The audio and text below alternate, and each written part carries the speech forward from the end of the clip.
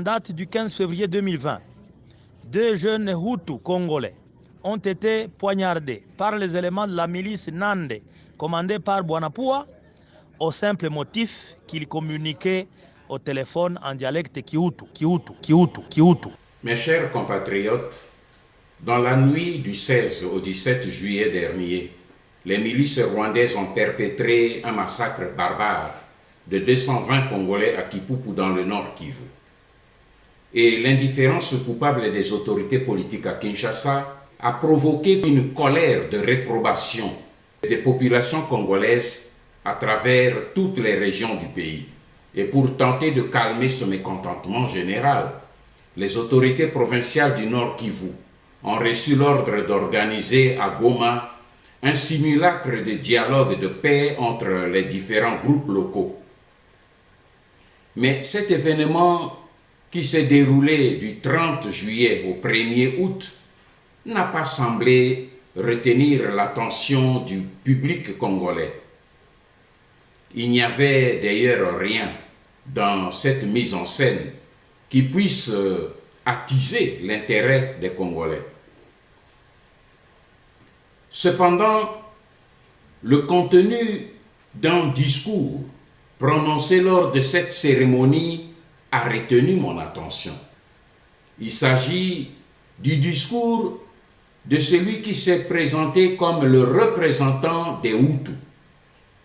Son discours, gratuitement accusateur de nos compatriotes nandais, est complètement truffé de beaucoup de mensonges, de mystifications et surtout de déformations historiques destinées à alimenter la campagne mensongère que mènent les lobbies hégémonistes rwandais à travers le monde pour accréditer leurs fausses thèses machiavéliques qui visent à la balkanisation de la République démocratique du Congo, notre pays.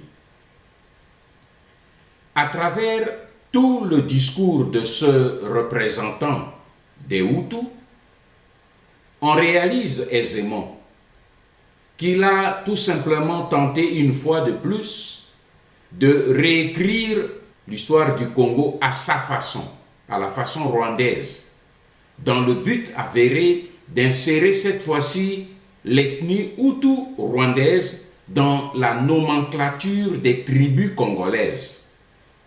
Et il a voulu surtout substituer cette ethnie Hutu par le vocable de communauté, un terme qui est inapproprié pour qualifier des Congolais d'origine à l'intérieur même de leur propre territoire national. En effet, en suivant l'audio de ce discours de 25 minutes, l'on constate aisément que le représentant des Hutus éprouve un grand mal, je dirais une espèce de gêne, pour prononcer le mot tribu. Ce terme qui est officiellement reconnu dans la terminologie administrative des colonisateurs belges depuis la fin de la conférence de Berlin, le 26 février 1885. Et cette terminologie administrative a été maintenue par l'État congolais après l'indépendance, et cela jusqu'à ce jour. Mais bien plus grave, j'ai lu à la page 3, parce que j'ai lu et j'ai écouté la bande, à la page 3 infra de ce discours, quelque chose de totalement insolite à première vue, mais qui, à la longue, si nous n'y prenons garde, risque de s'avérer très pernicieux et très nuisible pour les populations autochtones congolaises du Kivu en général. De quoi s'agit-il? Le représentant des Hutus a délibérément et avec même une pointe de provocation parler d'un étrange dialecte, un dialecte congolais qu'il appelle le Kihutu. Or, il est connu de toute la planète Terre que les Hutus sont plutôt l'une des branches des groupes linguistiques bantous, dont la langue est le Kinyarwanda ou le Kirundi, selon qu'ils sont des Rwandais ou des Burundais. Le Hutu est une des deux langues principales des ethnies, outre le Tutsi, de ces deux pays que je viens de citer, le Rwanda et le Burundi. Mais le Hutu n'est pas une langue ni un dialecte. Qu'on arrête de prendre des gens comme des idiots. Mais comme on le voit, après l'échec qu'ils ont rencontré avec l'utilisation du néologisme de Banyamulenge, parce que nous l'avons combattu, ce néologisme qui a été inventé par Gisaro Muoza dans les années 1976. Les Rwandais tentent aujourd'hui d'inventer un nouveau néologisme, le Kihutu, pour tenter toujours de légitimer leur fraude. Alors là, je me pose quelques questions. S'il est vrai que ces Banyarwanda se considèrent sincèrement dans leur cœur comme étant des Congolais d'origine, pourquoi ont-ils besoin de recourir aux nombreux mensonges Webe et pourquoi doivent-ils inventer chaque fois des néologismes pour tenter de prouver leur congolité? Pourquoi? Je me pose aussi la question pourquoi ils ne se contentent pas d'arrêter le débat en nous présentant simplement les documents des archives administratives coloniales belges. Les archives qui contiennent d'ailleurs la liste de toutes les tribus recensées du Congo depuis la création de l'État du Congo en 1885, date qu'eux, ils aiment souvent prendre comme référence. Et le silence du gouvernement belge qui s'abstient de donner sa position malgré nos demandes insistantes nous renvoie aux vaines tentatives de la colonisation belge à vouloir faire des immigrés rwandais des citoyens congolais par la force. Nous avons des références et on en parlera. Enfin, ce que je retiens aussi de ce discours, c'est l'acharnement avec lequel l'auteur, l'orateur, se livre pour diaboliser systématiquement les Nandés. Les Nandés qu'il désigne sans nuance comme étant les principales sources de tous les troubles et les conflits multiformes qui les opposent aux migrants Hutus rwandais dans la province du Nord Kivu. Et comme s'il voulait certainement enfoncer le clou bien plus profond, l'orateur accuse péremptoirement les Nandés de xénophobie et de discrimination contre les Hutus, sans preuve. Pour ma part, pour mieux stigmatiser cette énième supercherie des pseudo-intellectuels rwandais, qui espèrent embrouiller les Congolais avec une lecture biaisée de notre histoire, je voudrais épingler quelques inepties qui ont été débitées à dessein à travers ce discours par le représentant des Hutus. À la page 1 de son discours, l'auteur, l'orateur, affirme péremptoirement ce qui suit. Je préfère le lire. Je le cite. À l'introduction, la communauté Hutu retient que la province du Nord Kivu, autant que la République démocratique du Congo, sont à nous tous, Congolais et Nord-Kivusiens, notre patrimoine commun. Nous avons de l'aimer et de contribuer à son développement et son émergence au profit de nous-mêmes et des générations futures. Fin de citation. Et il poursuit son discours en ces termes, rappel de la présence de la communauté Hutu en RDC. Et à ce point, il affirme Point n'est besoin de rappeler que les Hutus congolais vivent dans RDC depuis les temps immémoriaux, avant que le Congo ne retrouve sa dénomination et accède à ses frontières actuelles. Oui, nous savons qu'il existe bel et bien une communauté Hutu, mais il s'agit d'un groupe d'immigrés qui se trouvent en République démocratique du Congo, à l'extérieur même de leur pays d'origine. Et ces gens sont, en l'occurrence ici, ce pays, c'est le Rwanda.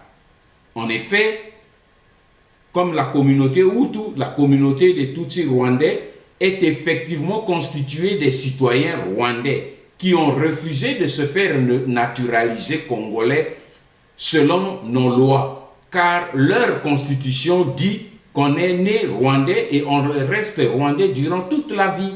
Donc ils ont choisi de vivre selon leur constitution. Mais par conséquent, ils ne sont jamais devenus des citoyens congolais, et la province du Nord Kivu, autant que la République démocratique du Congo, ne sont pas leur patrimoine commun avec les Congolais d'origine, parce qu'ils ne sont jamais devenus congolais.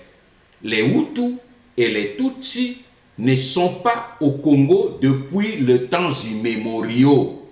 Cela est faux, comme prétendent les Banyarwanda. C'est faux. L'histoire nous enseigne que lors des différentes vagues des migrations bantoues de la région de Nok, c'est à l'actuel Nigeria, suite à la désertification du Sahara vers le sud du continent africain, les populations Hutus avaient pris la direction, avaient immigré vers l'est de l'Afrique avant de s'installer et de descendre et de s'installer dans les espaces géographiques que nous appelons aujourd'hui le Rwanda et le Burundi. Les populations Tutsi ont rejoint les populations Hutus plus tard, vers le XVIe siècle, et de leur rencontre, après plusieurs guerres, est née ces langues que l'on appelle le Kinyarwanda, selon qu'on est au Rwanda, et le Kirundi, selon qu'on est au Urundi, aujourd'hui le Burundi. Mes frères, affirmer que la communauté Hutu a toujours fait partie de la République démocratique du Congo, ou plus grave encore, prétendre que le Hutu est congolais relève d'une vue de l'esprit. C'est une pure construction intellectuelle de l'auteur de ce discours qui voudrait plutôt jauger la réaction de nous les Congolais. Voilà pourquoi les Congolais ne devraient pas laisser passer sous silence de telles inepties lorsqu'elles sont prononcées par les Rwandais, parce qu'elles sont destinées à la propagande visant à la balkanisation de notre pays, mes frères. Ne jouons pas avec ces gens. Lors de la table ronde, parce que monsieur a parlé de la table des Rwandais qui étaient à la table ronde. Mais oui, mais lors de la table ronde politique de Bruxelles, du 20 janvier au 20 février 1960, et non pas 1959, comme il a dit dans son discours, il y avait deux partis politiques qui avaient la particularité d'être composés uniquement des Rwandais, tant Hutu que Tutsi. Et ces Rwandais-là, ils habitaient en ce moment le Congo à cette époque-là. Mais cela ne veut nullement dire qu'aux yeux de la loi congolaise, ces participants étaient des Congolais en tant que tels. Parmi ces deux partis politiques, nous citons d'une part le Centre de regroupement africain, CEREA, avec Anissé Kachamura, remplacé plus tard par Jean Weregemere comme participant effectif et Marcel Bissoukiro comme membre suppléant. Et nous citons ensuite l'Alliance rurale progressiste, ARP, parti représenté par M. Gervais Baïzi et Hubert Sangara comme membres effectifs, et par M. Théodomie Nzamou Kwereka et Albert Kalinda comme membres suppléants. Nous connaissons ces réalités. Mais il y a une vérité que les Banyarwanda s'abstiennent de reconnaître publiquement.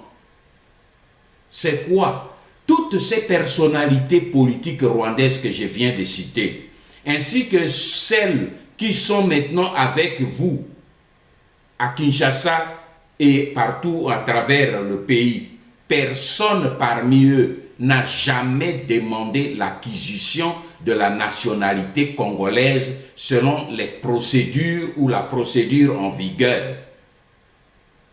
Aujourd'hui, toutes ces personnalités politiques d'origine rwandaise qui sont en RDC tentent plutôt de dissimuler ou plutôt de renier hypocritement leurs origines rwandaises, soit par la force, soit par la fraude, pour se faire passer pour des Congolais. Mais le but final de ces manœuvres, c'est quoi? Mais nous le savons tous.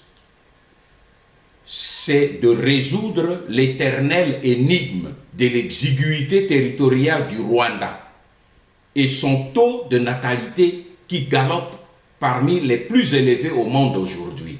C'est ça le problème qu'ils ont, mais qu'ils le règlent chez eux. Pas en essayant de nous arracher nos terres. Mais malheureusement, pour tous ces Rwandais,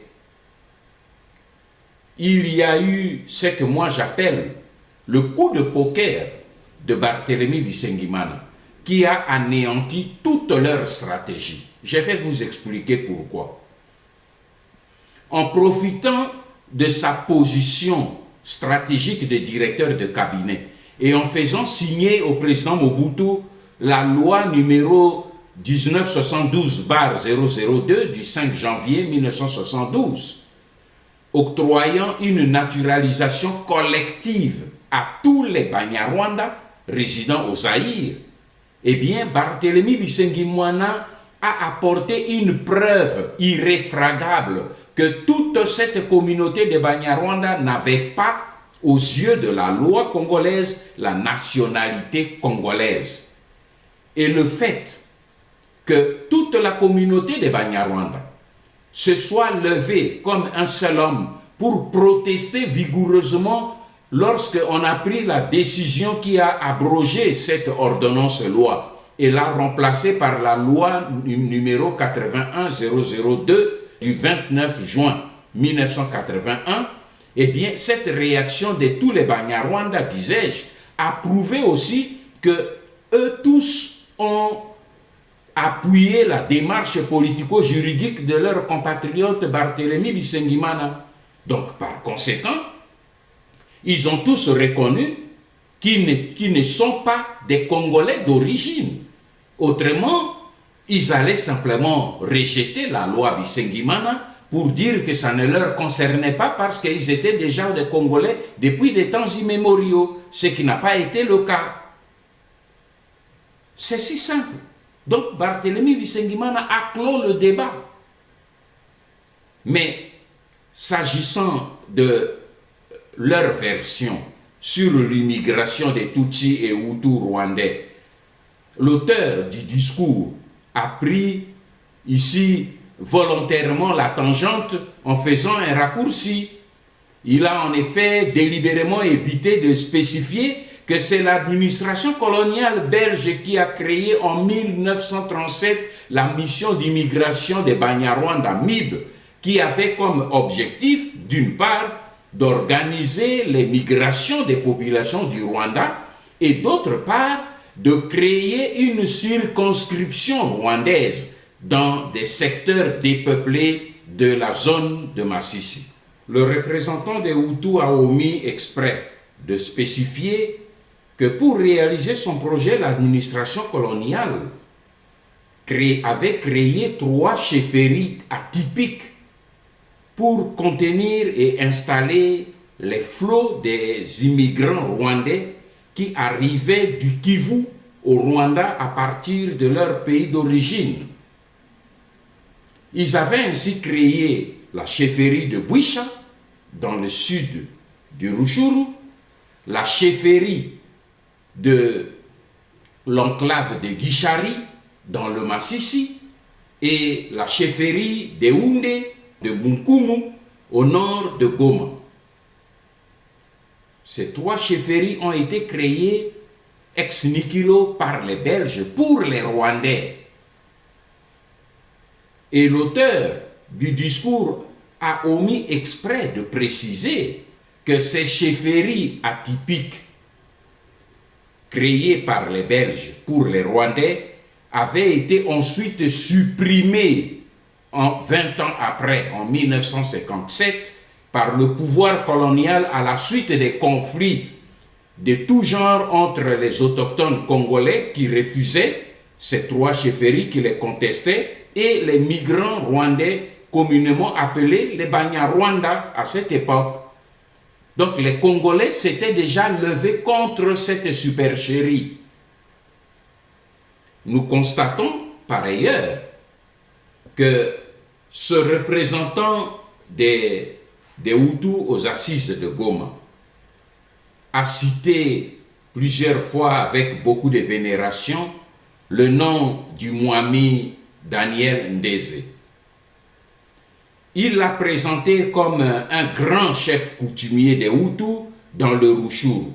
Mais ce qu'il a omis sciemment de souligner, c'est que ce Mwami Ndeze fut un usurpateur. Parce que le pouvoir colonial en 1919 avait allègrement violé toutes les pratiques ancestrales congolaises qui avaient été d'ailleurs érigées en procédure administrative dans ce domaine. Le pouvoir colonial avait donc expressément violé ces principes administratifs en nommant arbitrairement en juin 1919 le Hutu Daniel Ndeze comme Mwami et en l'investissant officiellement le 1er janvier 1920 en lieu et place du vrai chef traditionnel congolais Bikamira que les Belges ont chassé et déporté loin de Rutshuru. Ce chef coutumier congolais n'est plus jamais revenu de son exil. Voilà ce qui explique pour moi l'embarras qu'ont les autorités politiques belges à prendre clairement position pour dire la vérité dans cette affaire. Mais je voudrais simplement qu'on arrête, que nos frères Banyarwanda arrêtent de débiter des inepties chaque fois qu'ils sortent en public, comme s'ils pensent que tous les Congolais étaient des illettrés. Nous connaissons l'histoire de notre pays et nous ne leur laisserons pas faire aussi facilement. Ça ne se passera pas comme ça.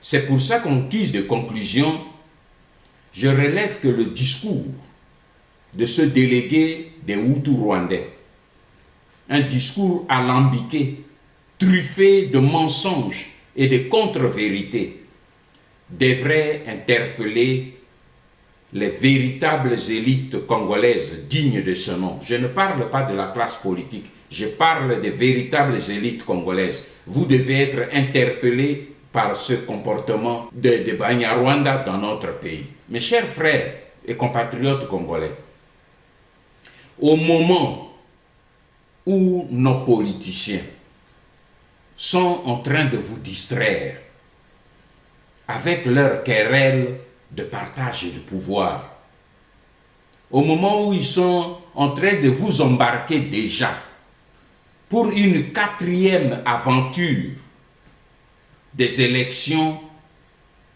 pour 2023, les hégémonistes rwandais, eux, Tutsi et Hutu confondus, ils n'ont pas lâché prise, mes frères. Ils sont déterminés plus que jamais à nous arracher une grande partie de notre territoire national. Ils veulent, pour nous arracher ce territoire, ils veulent pour cela la disparition de l'actuelle République démocratique du Congo de la carte du monde. Mais grâce à Dieu, ils n'ont aucun ancrage historique dans notre pays pour étayer tant soit peu la prétendue antériorité de leurs ancêtres sur notre territoire. Ce territoire qui est tant convoité par le monde entier. Et c'est là notre malheur, nos richesses et l'espace que nous avons. Nous sommes la réserve du monde. Cependant, mes chers compatriotes congolais, ne nous faisons pas d'illusions. Ne nous faisons pas d'illusions, mes frères. Les Rwandais ont décidé, et j'en suis certain, de nous mener une guerre d'usure, tant sur le plan intellectuel que sur le plan politique, diplomatique et militaire. Ils veulent nous mener une guerre d'usure. Ils sont en train de guetter la moindre petite faille et la moindre faiblesse de la part de l'élite résistante de la République démocratique du Congo. Je parle de l'élite résistante parce qu'elle constitue aujourd'hui le dernier rempart et l'unique bouclier protecteur de la nation congolaise. Voilà pourquoi je salue ici, patriotiquement, le courage de nombreux jeunes Congolais que je vois à Kinshasa se lever à l'intérieur du pays pour gonfler le rang de la résistance congolaise, adopter le discours de la résistance afin de bouter dehors les assaillants et les occupants de notre pays et de libérer la République démocratique du Congo, notre pays. Bravo mes chers enfants. Allez de l'avant, n'ayez pas peur. Vous voyez le dernier acte que viennent de poser les hégémonistes rwandais en Australie illustre bien le degré du cynisme dans leur détermination à nous arracher nos terres. Tenez, ce 16 juillet 2020, le jour même où les milices rwandaises massacraient 220 Congolais à Kipupu, au nord Kivu, ce même jour, disais-je, un certain Jérôme Rugaruza, Rwandais d'origine, président fondateur d'une organisation Global Alliance of Peace, basée en Australie. Il écrivait une lettre au Premier ministre australien Scott Morrison. L'objet de cette lettre, c'est quoi? Je vous le cite. Il n'y a pas de neutralité entre la mort et la vie. Intervenez, s'il vous plaît, il parle au Premier ministre, pour stopper le génocide des Banyarwanda qui se déroule maintenant, alors que c'était le Congolais qui était tué. Et l'auteur de la lettre dit au Premier ministre australien ce qui suit, je le cite. Je vous écris pour vous informer qu'un génocide est en train de se dérouler maintenant avec l'intention d'éliminer totalement ma communauté, les Banyamulenge congolais. Fin de citation. Alors qu'en ce moment, c'est 220 Congolais que les Rwandais Banyamulenge étaient en train de tuer cette même nuit chez nous au Congo. Mes frères, le mensonge, ou bébé, nous le savons tous déjà, est l'arme de prédilection des hégémonistes rwandais. Ces derniers ont démarré leur campagne avec le néologisme de Banyamulenge. Quand nous avons attaqué ces néologismes, et comme il n'a pas réussi, ils ont recouru à une autre invention, les Tutsis congolais.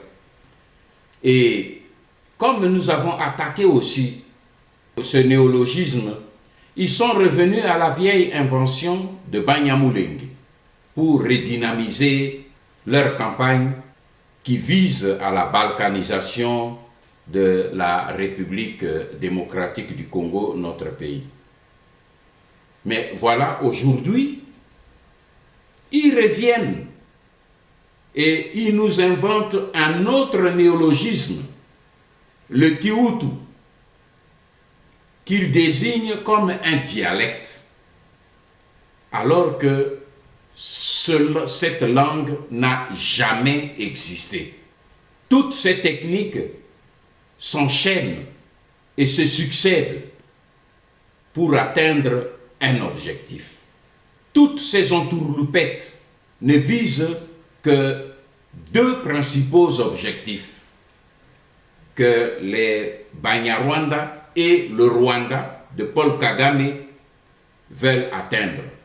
Ils veulent d'abord faire gober aux Congolais qui sont naïfs leur mystification, leurs mensonges, pour leur faire croire qu'ils sont des Congolais, alors les Congolais d'origine peuvent arrêter le combat et abandonner la résistance. Ça, c'est leur premier objectif.